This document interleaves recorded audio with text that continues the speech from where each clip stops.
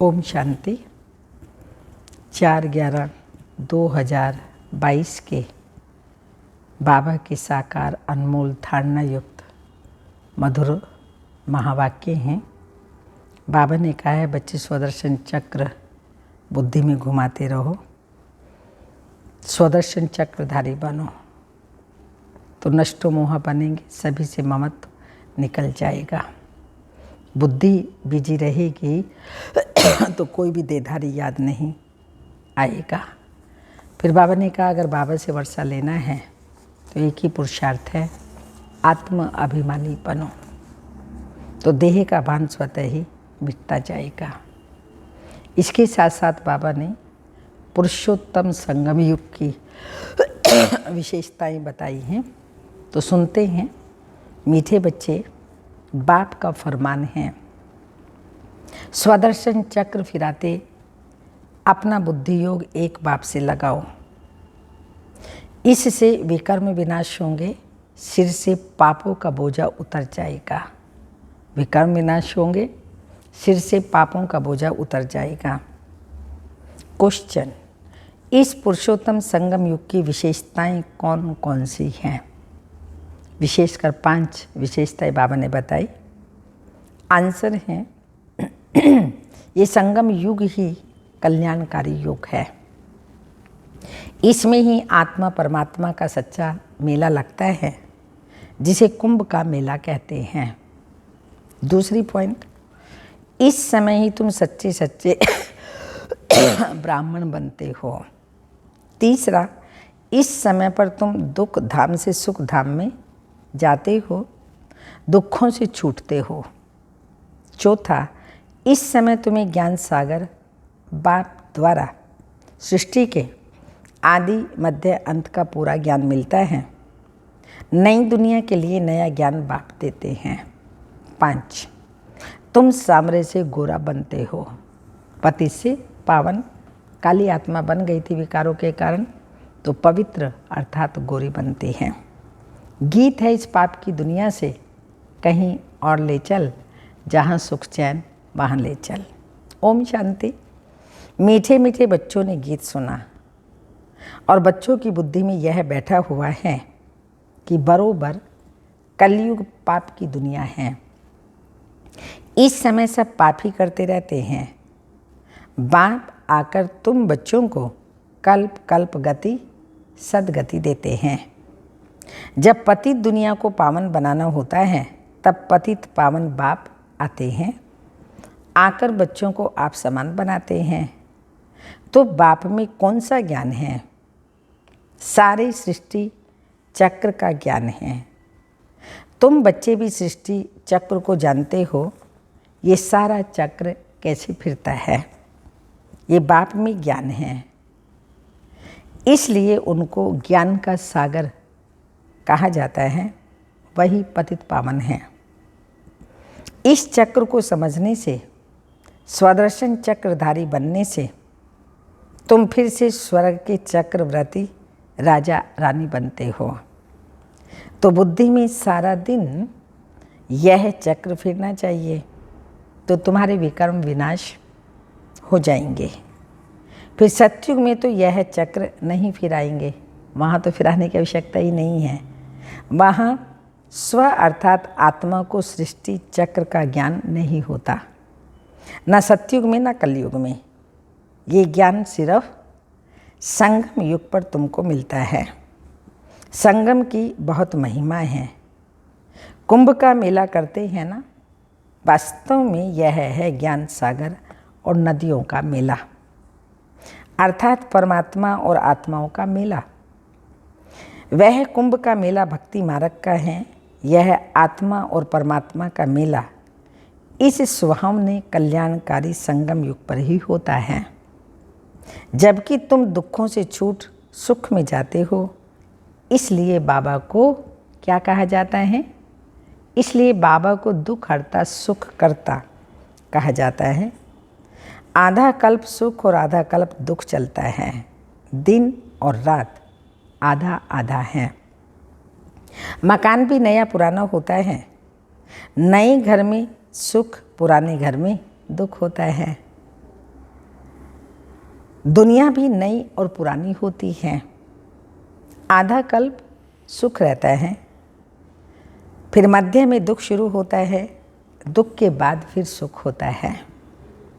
दुख धाम से फिर सुख धाम कैसे बनता है, कौन बनाते हैं, यह दुनिया भर में कोई भी नहीं जानते।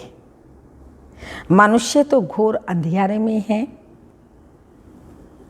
सतयुग को बहुत लंबा समय दे दिया, लाखों वर्ष कह देते ना, शास्त्रों में लिखा है कलयुग सतयुग को लाखों वर्ष दे देते हैं। अगर सतयुग की आयु बड़ी हो तो आदमी कितने होने चाहिए, वापिस तो कोई भी जा नहीं सकते। हाँ, सभी इस सृष्टि रूपी बेहद के नाटक में एक्टर हैं और एक्टर एक्टिंग कर रहे हैं, और जब तक ड्रामा का दी एंड नहीं होता कोई भी एक्टर वापस नहीं जाता। जैसे वो हद का ड्रामा, ये बेहद का ड्रामा। एक बार सब आत्माएं परम धाम से आ गई, एक्टिंग कर रही हैं, तो बीच में वापस तो नहीं जाएंगे। इसलिए बाबा ने कहा जनसंख्या ज़्यादा होनी चाहिए, वापस तो तब जाएं जब बाप आकर घर का रास्ता बताए। हाँ, रास्ता भी नहीं पता सबको। इतनी सब आत्माओं को बाप संगम युग पर आकर पूरा रास्ता बताते हैं। तुम जानते हो हम 84 जन्मों का चक्र लगाकर आए हैं। सतयुग त्रेता में हमने कितने जन्म लिए, कितने लिए मालूम है ना? सतयुग में 8 जन्म, त्रेता में कितने जन्म लिए? 12। वहाँ कितने वर्ष कौन कौन राज्य करते हैं? सतयुग में लक्ष्मी नारायण और त्रेता में राम सीता। सारी तुम्हारी बुद्धि में है, सारा ज्ञान जो भी है बुद्धि में है। सतयुग में 16 कला संपूर्ण, संपूर्ण निर्विकारी, मर्यादा पुरुषोत्तम, अहिंसा परमो धर्म देवता। फिर 14 कला, त्रेता में 14 कला, उतरती कला होती है। इस समय बहुत दुख है, दुख होता ही है पुरानी दुनिया में। सतयुग को नई दुनिया, कलयुग को पुरानी दुनिया कहा जाता है। अभी है संगम। अब पुरानी दुनिया का विनाश होता है, बाप नई दुनिया बना रहे हैं कि हम दुनिया में ऊंच पद पाएं। हाँ, बाबा कहते नई दुनिया बना रही हैं, तुम पुरानी दुनिया से निकल जाए नए घर में बैठेंगे। तुम कहेंगे हम नए घर के लिए पुरुषार्थ कर रहे हैं कि हम नई दुनिया में ऊंच पद पाएं। तो बाप सिर्फ कहते हैं ऊंच पद पाने के लिए, बाबा सिर्फ कहते हैं मुझे याद करो, और कोई तकलीफ नहीं देते। कैसे भी टाइम निकाल फरमान मानना चाहिए, शिव बाबा को याद करना चाहिए, बाबा का ये फरमान हमें मानना चाहिए। परंतु माया ऐसी है जो फरमान मानने नहीं देती, बाप से बुद्धि योग लगाने नहीं देती। परंतु तुम बच्चों ने कल्प पहले भी पुरुषार्थ कर इस माया रूपी रावण पर जीत पाई है, तब तो सतयुग की स्थापना होती है। जितना जो मददगार बनता है उनको उतना इजाफा भी मिलता है। तो बच्चों को यह नॉलेज मित्र संबंधियों को भी देनी है। बाप का फरमान है कौन सा? मुझे याद करो, क्योंकि आधा कल्प से विक्रमों का बोझा सिर पर है। जो 63 जन्मों का बोझा सिर पर है वो बाबा की याद से ही उतरेगा। उनको भस्म करने का कोई उपाय ही नहीं सिवाय याद के। भल गंगा जमुना को पतित पावनी कहते हैं, समझते हैं हम पावन हो जाएंगे, परंतु पानी से पाप कैसे कटेंगे? यह है पतित दुनिया। तब सब पुकारते हैं हे पतित पावन, आकर सतयुग की स्थापना करो। सो तो सिवाय बाप के कोई स्थापना कर न सके। तो यह है नई दुनिया के लिए नया ज्ञान। देने वाला एक ही बाप है। श्री कृष्ण ने ज्ञान नहीं दिया। श्री कृष्ण को पतित पावन नहीं कहा जाता। पतित पावन तो एक ही परम पिता परमात्मा है जो पुनर्जन्म रहित है। तुम जानते हो श्री कृष्ण पुरी को ही विष्णुपुरी कहा जाता है। श्री कृष्ण की राजधानी अपनी, राधे की अपनी, उनकी अपनी राजधानी और राधे की अपनी राजधानी। फिर उन्हों की आपस में सगाई होती है। राधे कृष्ण कोई भाई बहन नहीं थे, भाई बहन की आपस में शादी नहीं होती। अब तुम्हारी बुद्धि में ये बातें टपकती रहती हैं। पहले यह नहीं जानते थे, अब मालूम पड़ा है कि राधे कृष्ण ही फिर लक्ष्मी नारायण बनते हैं। स्वर्ग के महाराजा महारानी, प्रिंस और प्रिंसेज राधे कृष्ण गाए हुए हैं। उन्हों के माँ बाप का इतना ऊंचा मर्तबा नहीं है। ये क्यों हुआ? क्योंकि उन्हों के माँ बाप कम पढ़े हुए हैं। राधे कृष्ण का जितना नाम है, उन्हों के माँ बाप का तो जैसे नाम है ही नहीं। वास्तव में जिसने जन्म दिया, उन्हों का नाम बहुत होना चाहिए, परंतु नहीं। राधे कृष्ण सबसे ऊंच है, उन्हों के ऊपर तो कोई है ही नहीं। राधे कृष्ण पहले नंबर के हो गए, फिर पहले नंबर में महाराजा महारानी भी बने हैं। भल जन्म माँ बाप से लिया, परंतु नाम उन्हों का ऊंचा है। ये बुद्धि में अच्छी तरह बिठाना है। जबकि तुम यहाँ बैठे हो तो यह स्वदर्शन चक्कर फिराते रहो। इस चक्र फिराने से तुम्हारे पाप भस्म होते हैं, अर्थात रावण का सिर कटता है। ये सत्युग, त्रेता आदि आदि का चक्र है ना। हम पहले 100 देवता, फिर क्षत्रिय, वैश्य, शूद्र बने। अब फिर कौन बने हैं? ब्राह्मण बने हैं। फिर हम 100 देवता बनेंगे। बाबा ने ओम का अर्थ अलग समझाया है, हम 100 का अर्थ अलग है। हम 100 देवता, क्षत्रिय, वैश्य, शूद्र, और ओम अर्थात मैं आत्मा। मुझे आत्मा का स्वधर्म शांति है, घर शांति धाम है, गुण शांति है, धर्म शांति है, कर्म शांति है। शांति की स्थापना शिव बाबा हमारे द्वारा करा रहा है। शिव बाबा भी शांति का सागर है। तो दोनों का अर्थ अलग है। ओम अर्थात मैं आत्मा, परमात्मा की संतान। शास्त्रों में एक ही कर दिया। वो समझते हैं ओम अर्थात हम आत्मा सो परमात्मा, परमात्मा सो आत्मा। तो यह है उल्टा। बाप समझाते ओम अर्थात हम आत्मा परम पिता परमात्मा की संतान हैं। मैं भगवान, ये कोई ओम का अर्थ नहीं है। हम आत्मा निराकार हैं। हमारा बाबा भी निराकार है। साकार शरीर का बाप भी साकार है। हम परमात्मा की संतान हैं, तो हमको स्वर्ग की राजधानी जरूर चाहिए। बाप हमको स्वर्ग का वर्षा देने आए हैं। रावण फिर आधा कल्प के बाद श्राप देते हैं, तो तुम दुखी तमो प्रधान बन जाते हो। फिर बाप आकर सुखी बनने का वर देते हैं। ऐसे नहीं कहते चिरंजीव भव, परंतु कहते हैं मुझे याद करो तो इस जन्म सहित जो भी जन्म जन्मांतर के पाप हैं वो भस्म हो जाएंगे। इसको ही योग अग्नि कहा जाता है। रावण राज्य में सबको पतित जरूर बनना है। हर चीज़ नई से पुरानी बनती है। पतित माना पुरानी और पावन माना नई। पतित पावन आत्मा बनती है, पतित और फिर पावन आत्मा बनती है। परमात्मा तो सदैव पावन है, वो सबको पावन बनाते हैं। पतित बनाते हैं रावण। सतयुग में विकार होते ही नहीं हैं। वह है संपूर्ण निर्विकारी दुनिया। तब तो देवताओं के आगे जाकर कहते हैं, क्या कहते हैं? आप सर्वगुण संपन्न, 16 कला संपूर्ण, संपूर्ण निर्विकारी, मर्यादा पुरुषोत्तम, अहिंसा परमोधर्म देवता। ये महिमा शिव के आगे नहीं गाएंगे। देवताओं जो पावन हैं सो पतित बनते, ये खेल है।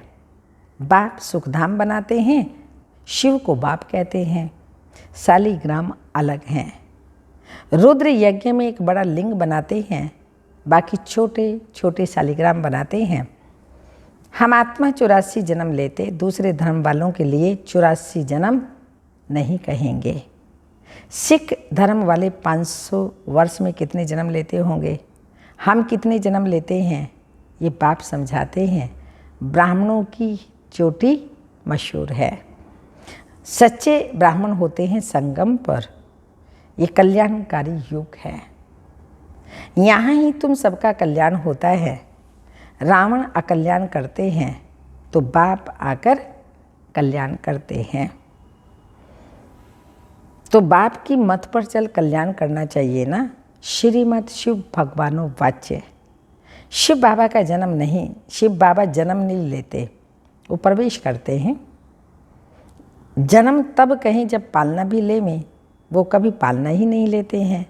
सिर्फ कहते हैं मेरी श्रीमत पर चलो, स्वर्ग के तुम मालिक बनो, मुझे तो बनना नहीं है, मैं तो अभोक्ता हूँ। तो समझना चाहिए बाबा हम आत्माओं को समझा रहे हैं। आत्मा ही समझती है ना, आत्मा ही बैरिस्टर इंजीनियर बनती है। मैं फलाना हूँ। आत्मा ने कहा हम देवता थे, फिर हम 8 जन्म बाद क्षत्रिय बने, फिर 12 जन्म लिए, फिर मैं पतित बनता हूँ। अब बाप कहते हैं बच्चे, क्या कहते हैं शिव बाबा, बच्चे आत्म अभिमानी भव। ये समझने की बातें हैं। आत्मा कहती है हम सतयुग में थे तो महान आत्माएं थे, फिर कलयुग में महान पापात्मा। सबसे महान ते महान आत्मा है एक परमात्मा जो सदैव पवित्र हैं। यहाँ तो मनुष्य सदैव पवित्र नहीं रहते हैं। सदैव पवित्र तो सुख धाम में रहते हैं। त्रेता में भी कुछ कला कम होती जाती है। अभी हमारी है चढ़ती कला, हम स्वर्ग के मालिक बनते हैं। फिर त्रेता में आएंगे तो 2 कला कम हो जाएंगी। फिर द्वापर में 5 विकारों का ग्रहण लगने से काले हो जाते हैं। अभी बाप कहते हैं इन विकारों का दान दो तो ग्रहण उतर जाए, फिर तुम सतयुगी संपूर्ण देवता बन जाएंगे। पहले पहले देह अभिमान छोड़ो, काम विकार का दान दो, अंत में आकर नष्टो मोहा बनना होता है। अभी तुम आत्माओं को स्मृति आई है। हमने कौन सी स्मृति आई है? हमने 84 जन्म भोगे हैं। द्वापर में रावण ने श्रापित किया, इसलिए सब दुखी हैं। क्या द्वापर के राजा रानी आदि बीमार नहीं पड़ते होंगे? हाँ, पड़ते हैं बीमार। अरे वहाँ तो निरोगी काया होती है, हाँ, वहाँ पर थोड़ी बीमार पड़ेंगे। द्वापर के राजा रानी, हाँ, द्वापर के इतने बीमार नहीं होते हैं, वहाँ पे थोड़ी बहुत बीमारी होती है। कलयुग में ही हम देखते हैं, हमारे समय में 50 वर्ष पूर्व ऐसी बीमारियाँ आदि नहीं थी। हमारे ही परिवार में लोग इतनी बीमारी नहीं पड़ते थे। अब बीमारियाँ ज़्यादा बढ़ गई हैं। तो द्वापर में थोड़ा बहुत होता है, लेकिन इतनी बीमारी नहीं होती। यह भी दुख हुआ ना, बीमार होना भी तो दुख हुआ ना। यह है ही दुख की दुनिया, सतयुग है ही सुख धाम। तो भगवान की श्री मत माननी चाहिए ना। बेहद के बाप की जो मत नहीं मानते, उन्हें जो बेहद के बाप की मत नहीं मानते उन्हें क्या कहेंगे? महान कपूत। उन्हें महान कपूत कहा जाता है। कपूत बच्चे को बाप से क्या वर्षा मिलेगा? सपूत बच्चे वर्षा भी अच्छा लेते हैं, जो खुद पवित्र बन औरों को पवित्र बनाते हैं, तो उन्हें बहुत अच्छा वर्षा मिलता है। बेहद का बाप आत्माओं को पढ़ाते हैं, हे आत्माएं कानों से सुनती हो? हाँ, आप सबसे सुन रहे हो ना? कहते हैं हाँ बाबा, हम आपकी श्रीमत पर चल जरूर श्रेष्ठ बनेंगे। ऊंच ते ऊंच भगवान हैं तो जरूर पद भी ऊंचे ते ऊंचा ही देगा ना। स्वर्ग का वर्षा देते हैं आधा कल्प के लिए। लौकिक बाप से तो हद का वर्षा मिलता है। अल्पकाल का सुख कलयुग में है काग विष्टा समान सुख। इसलिए सन्यासी घर बार छोड़ देते हैं। वो ग्रस्त धर्म को नहीं मानते हैं। ग्रस्त धर्म तो सतयुग में है ना। तुम जानते हो, इस पढ़ाई से हम विष्णुपुरी में जाते हैं। उसके लिए क्या कर रहे हैं? परम पिता परमात्मा हमको पढ़ा रहे हैं। भक्तों को पता ही नहीं कि भगवान कौन है, उनका कर्तव्य कौन सा है, कैसे वह पति से पावन बनाते हैं। अभी तुम पावन बन रहे हो। दुनिया उस पतित पावन बाप को याद कर रही है। अभी तुम संगम युग पर खड़े हो। बाकी सब कलयुग में हैं। वह समझते हैं कि कलयुग तो अर्जुन बच्चा है, पर शिव बाबा क्या कहते हैं, बच्चा नहीं है, शेष बचा है। तुम जानते हो कि कलयुग का अब विनाश होने पर है, अब तुम्हें सतयुग में जाना है। बाबा ने स्मृति दिलाई है, मैं कल्प कल्प तुमको वर्षा देता हूँ, तो वर्षा पूरा लेना चाहिए ना। तो बाप ऐसे थोड़ी कहते हैं यहाँ बैठ जाओ, भल घर गृहस्थ में रहो, सिर्फ ये स्वदर्शन चक्र फिराते रहो और नष्टोमोह हो जाओ। एक शिव बाबा दूसरा न कोई। हम जानते हैं अब हमारा नया संबंध जुट रहा है, सतयुग के लिए नया संबंध जुट रहा है, तो पुराने में ममत्व नहीं रहना चाहिए ना। नई दुनिया, नई राजधानी से ममत्व रखना है। अब तो मौत बिल्कुल सिर पर सवार है। तैयारियां होती रहती हैं, सतयुग में अकाल मृत्यु होती ही नहीं। समय पर एक पुरानी खाल छोड़ नई ले लेते हैं। अच्छा, मीठे मीठे सिक्की लदे बच्चों प्रति माता पिता बाप दादा का याद प्यार और गुड मॉर्निंग। रूहानी बाप की रूहानी बच्चों को नमस्ते। हम रूहानी बच्चों की रूहानी माता पिता बाप दादा को याद प्यार, गुड मॉर्निंग, डायमंड मॉर्निंग। रूहानी बाप की रूहानी बच्चों को नमस्ते।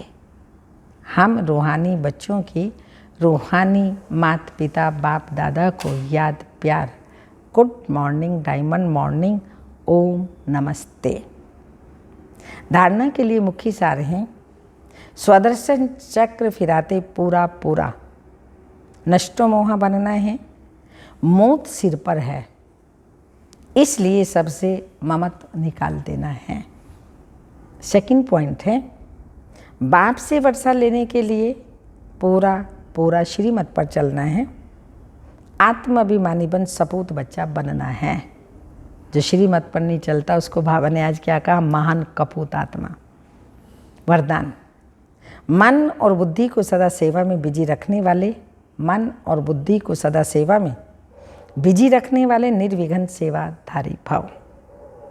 जो जितना सेवा का उमंग उत्साह रखते हैं उतना निर्विघ्न रहते हैं, क्योंकि सेवा में बुद्धि बिजी रहती है। खाली रहने से किसी और को आने का चांस है, और बिजी रहने से सहज निर्विघ्न बन जाते हैं। मन और बुद्धि को बिजी रखने के लिए उसका टाइम टेबल बनाओ। सेवा व स्वयं के प्रति जो लक्ष्य रखते हो उस लक्ष्य को प्रैक्टिकल में लाने के लिए बीच बीच में अटेंशन जरूर चाहिए। अटेंशन कभी टेंशन में बदली ना हो। जहाँ टेंशन होता है वहाँ मुश्किल हो जाता है।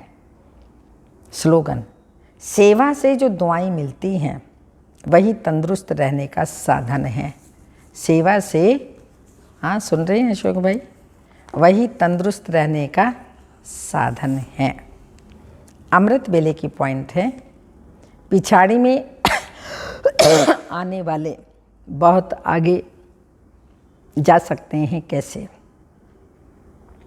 बाबा कहते हैं पिछाड़ी में आने वाले बहुत आगे जा सकते हैं। देरी से आने वाले और ही दिन रात सुबह शाम योग में मस्त हो लग पड़ेंगे। बाप कोई बच्चों के सिर पर आपदा नहीं डालते, ज़बरदस्ती नहीं करते, खुशी से प्रेम से, चाहे योग है, चाहे ज्ञान है, चाहे सेवाएं हैं, वो करो। सिर्फ कहते हैं सवेरे सवेरे उठ, एक घड़ी आधी घड़ी मुझे याद करो और स्वदर्शन चक्र को फिराओ। ओम शांति।